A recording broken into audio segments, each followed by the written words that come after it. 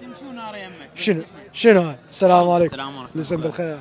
خلف. شلونك حاج خلف؟ يسلمك يعافيك. خاف منشون مسخن لا والله بس احنا واقفين هنا بارده علينا. يعني مو مثل اللي يمشي. الحركه اللي عنده حركه جسمه اكيد. بس احنا وضعكم؟ والله الحمد لله. قلة الحركه الظاهر شغل ماكو. والله ما اشوفيك واقفين. ما اشوفنيك هاي حالنا. مصفط يعني. والله مصفطين. ليش هذا سوق يعني مركز ايش عجب؟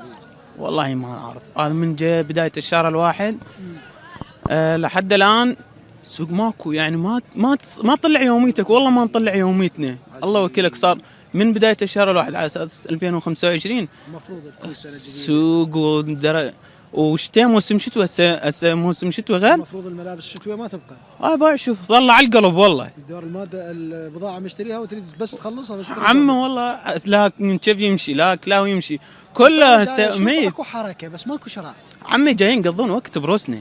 يعني مجرد سياحه. والله بس هيك يجون يقضون وقت. يختار وفي مال لا في مال. ايه بس هيك ايش عنده قاعد بالبيت. هسه انت ما عندك شغله وعمله شو تسوي غير تطلع السوق. صحيح. غير جو.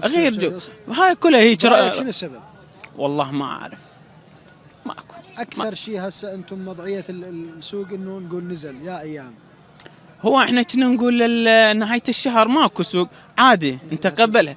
هسه احنا ناس استلمت رواتب ماكو. نريد بس واحد يجي. عايش تحركه. لا عمي والله هذا الايام ماكو. شو الشهر الواحد بلشنا الله وكيلك افلاس علينا صرنا.